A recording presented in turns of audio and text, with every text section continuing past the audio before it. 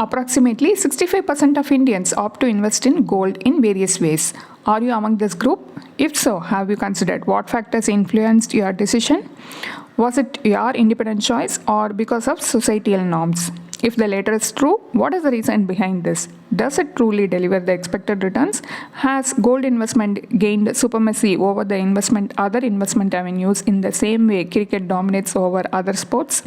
This video dwells into these questions to uncover some insights. Welcome to holisticinvestment.in. Traditional investment versus modern investments.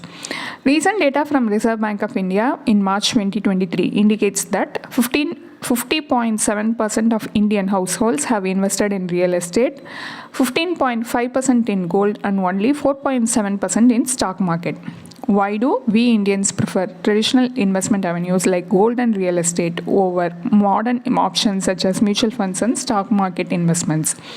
Why do we allocate more weightage to gold and real estate? The answer is simple. There is a deep-rooted belief that these assets are inherently safe. Do not just blindly follow this. Try to critically analyze this. Are modern investments safe? The concept of mutual fund investment started a long way back. The first mutual fund company, UTI, was established in the year 1963, followed by the inception of first private mutual fund in 1993.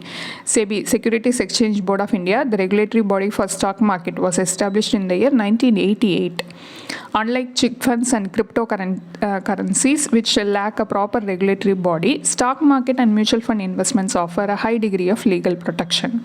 SEBI governs all the entities involved in mutual fund investments, namely sponsors, trustees, asset management companies, custodian, and registrars. Mutual fund operations are subject to stringent regulations enforced by SEBI to prevent the misappropriation of funds.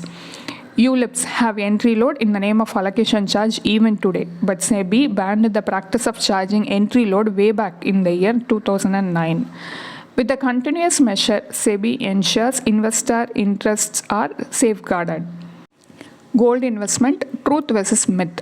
Is the price of gold always on the rise? Does it not experience downturns similar to stock market? Yes, just like stock market, gold prices can fluctuate and even experience declines. Let us understand this with the help of historical figures. In the year 2012, the price of 1 gram gold stood at Rs 3,105. However, by the year 2015, it had decreased to Rs 2,634. Only in the year 2018, again it could touch the previous high of Rs 3,100. During the period from 2012 to 2015, gold witnessed a significant decline of negative 15%.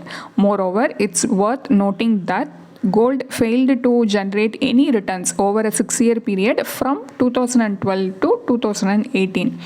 This shows that gold prices is subject to fluctuation. Moreover, the price may remain stagnant for extended periods, possibly up to 6 years. So, gold shouldn't be considered as a secured investment like FD. Gold versus mutual fund. Let us compare the returns of gold investment with those of mutual funds. Suppose you consistently invest Rs 10,000 per month in gold from January 1, 2009 until December 2023.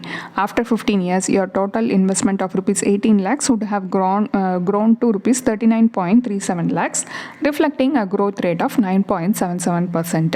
Is this return worth the underlying risk? Now, let's examine the returns from investing the same amount in the Nifty index over the same 15-year period. With an annual return of 13.98%, your initial investment of Rs 18 lakhs would have swelled to Rs 52.61 lakhs. This represents a significant 13 lakh difference compared to investing in gold. But what if you had opted for an active equity mutual fund? Let us calculate the return with real-time figure. Assume a monthly SIP of Rs 10,000 over the same 15-year period is made into HDFC Flexi Cap Fund.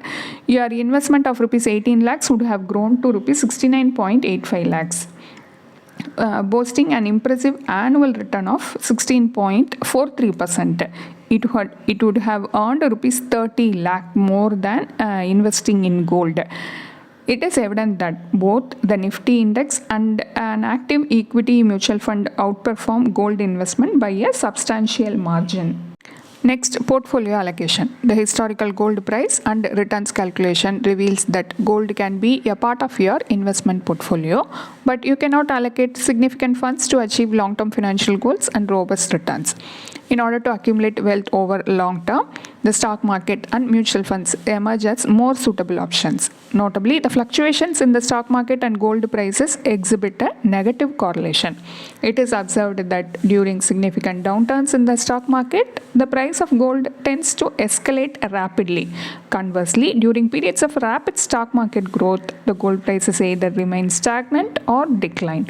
The notable surge in gold prices during the stock market crash of 2008 and 2020 stands as a testament to this negative correlation.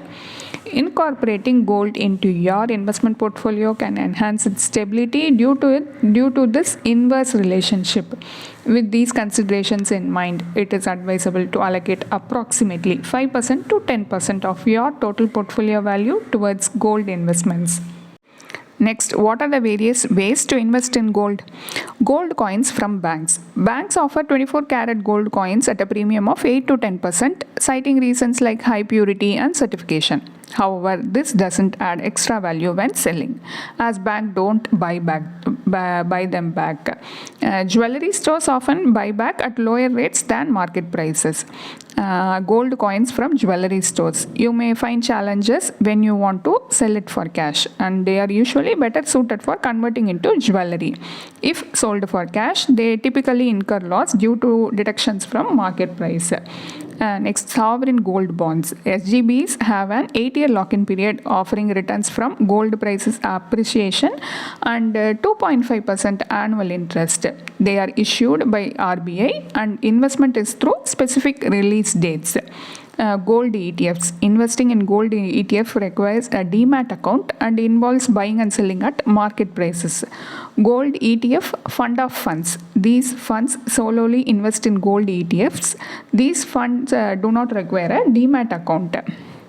Gold funds. These funds invest directly in physical gold and stocks of gold mining companies. Unlike SGBs, gold funds are highly liquid investments. We would like to conclude that allocating funds to the stock market and equity mutual funds proves more beneficial than gold over time, yielding additional profits.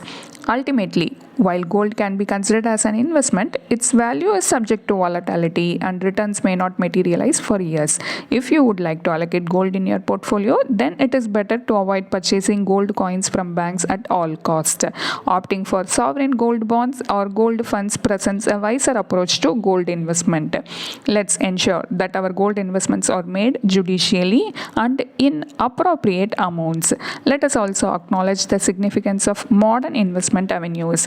A detailed blog post on this topic is available in our website and the link is given in the description. Hope you like this video. If you have any questions related to this or any other investment option or related to your financial goal, don't hesitate to book a free appointment with our financial planners. The link to the free booking is given in the description box below. Also, will you be interested to attend any insightful investment webinar? Then feel free to register for the upcoming enlightening investment webinar.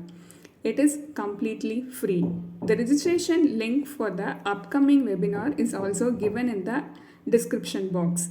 If you like this video, please give us thumbs up. Also, share it with your social circle. If you haven't subscribed our YouTube channel so far, please subscribe now.